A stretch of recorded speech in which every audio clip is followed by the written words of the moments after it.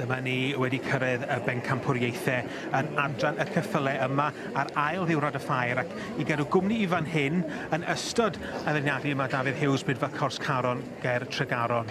Dafydd, y Brydiau Cymreig, Pencampwriaeth y Brydiau Cymreig sydd yn sylw ni fan hyn. 3 sydd yma, diw'r Merlin mynydd heb ddyn nôl. A wedyn mae'r adran by wedyn yr un gethau gil wobr sydd yma.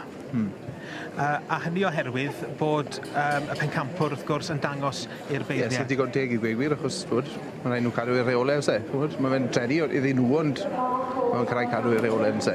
Mae'n siŵr bod hi'n bleser I feirniadu Pencampwriaeth fel yma, oherwydd bod gennych chi'r goreuon o'r adrannau I gyd. Wel, I gweud y gwir, mae hwn eitha rhwydd iddyn nhw, rili, achos mae pawb arall wedi gwneud y penderfyniad drosto nhw, so mae nhw jyst yn gwybod bigo'r un mae nhw'n lyco wedyn, rili. Nawr ni jyst sôn am ein beirniad sydd yng nghanol y cylch yn fan Liz Russell, y brydfa Gart Connell o'r Alban. Ac mae Liz Russell yn enw gyfarwydd ydy cyn llywydd ymdeithas y Merlod a'r Cofiau Cymreig. So wedi magu adran A, ynddo fe? Mae I wedi bod yn magu adran A gyda'i gŵr y ddiweddar John Russell yn llawn llinellau coed coch. Wrth gwrs, fe ddechreuodd Liz yn y Pony Club fel mae pob un wedi wneud. Ddaru hi cwrdd â'i gŵr John a wedyn dechreuon nhw magu yr adran A. Mae ar y panel ar gyfer yr adran A a'r B ac ar yn ei dipyn efo'r gyrru hefyd. So, yn siŵr bod eisiau rhywbeth I symud. Ie, sy'n ni'n meddwl, ie. Na beth ni'n gweud, na sy'n neis am Brydiau Cymraeg, chi'n lle dechrau off yn ifanc dyn nhw, yr section A, pan ni'n symud mlaen, os bych chi'n mynd yn hun a cael y rhai mwy o seis, ynddo fe? A wedyn tyfu lan gyda nhw, ynddo fe? Dyma ni Ceri Powell yn dangos yr ebolus, gethau'r gil Pencampwriaeth, is Pencampwriaeth yn yr adran B.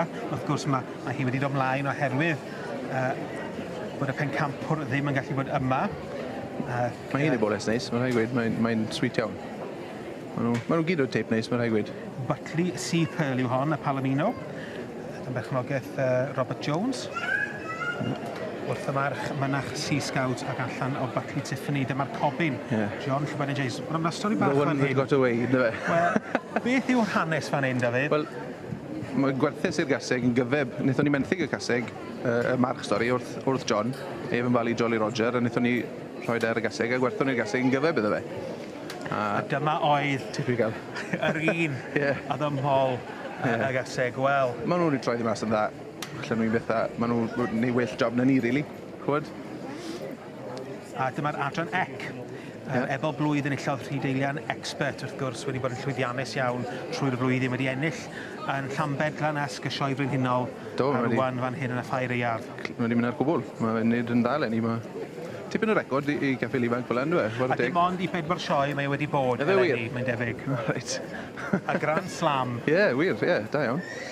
Wel, dyma Ceri Powell yn dangos Butley Sea Pearl. Tipyn o fargylch I swclyn bach. Shed a'r sŵn, mae eco mae chi ddim yn glywed falle, ond mae'r ceffil yn glywed A mae hynny'n gallu, dyn ni'n gweld, so mae'n edrych o'r tu allan, falle bod y ceffil yn cambihafio, ond just ar awyrgylch sydd yma ydi. Dwi ddim yn, mae'n annaturiol dyn nhw, really. Wel, mae hi symud yn hynod dda, a dyma John Llywelyn James. Cyfreithwr. Ie, mae'n bwrw ymlaen, mae dal yn gallu rhedeg nhw'n cystal yn neb. A John, chwarae yn gallu troi nhw allan. Wel, ydy. Y partners ni'n ffido nhw, mae'n debyg a fe sy'n rhedeg nhw. Wel, partneriaeth sy'n gweithio sy'n ni'n deud. Ydy, maen nhw wedi bod mag ers 10 mlynedd fi'n credu. Joe Lee ar ebol blwydd, Rhydeilian expert. Beth ydych funud? Mae'n diwedd blwyddyn, fel rhai blwyddi, maen nhw just yn dechrau troi'n dydyn nhw. Ydyn. A maen nhw'n dechrau troi yn barch bron, dyn nhw, maen nhw'n mynd yn hun, a maen nhw'n... Wel, y march Donny's Dick Turpin, ac allan o'r gaseg Rhydeilian Olwen. Wel, dyma'r 3 sydd yn brwydro yn cystadlu yn erbyn ei gilydd I ddod yn Pencampwr y Brydiau Cymreig yma yn y ffair eiaf yn 2019.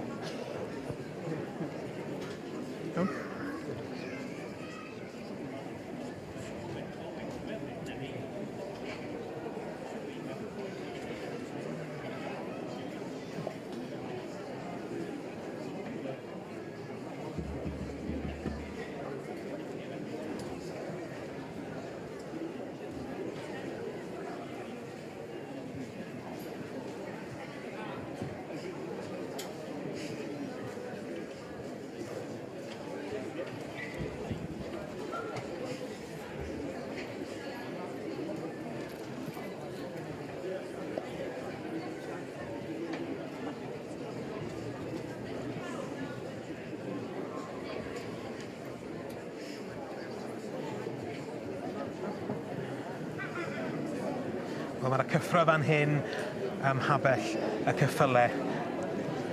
Pencampwriaeth y Brydiau Cymreig sydd dan sylw'r beirniad Liz Russell o'r Alban ac yn cadw cwmni i fi ac yn gwylio'r cyfan mae Dafydd Hughes o frydfa Cors Caron, ger Tregaron.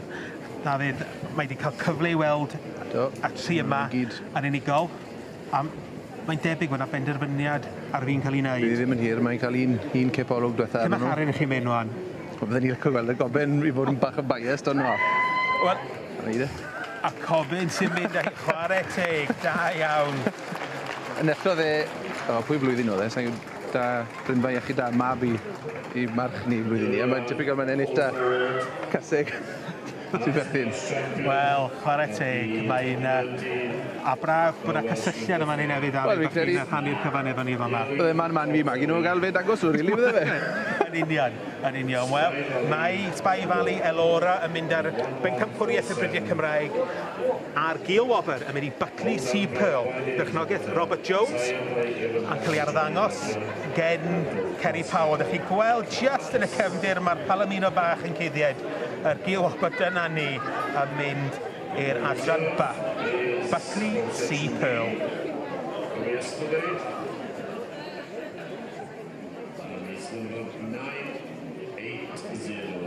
This is Mr. Robert G. Jones with Buckley Sea Pearl. Section B of the English champion, and coming out to make the presentation on behalf of Y beirniad Liz Russell o'r Alban yn cyflwyno'r rhosglwm i John Llewellyn James yn mynd ar Pencampwriaeth i'r Brydiau Cymreig i Spy Valley Elora. representing HSBC Bank, Mr. Willie, and the Welsh government. We have Dennis Brown.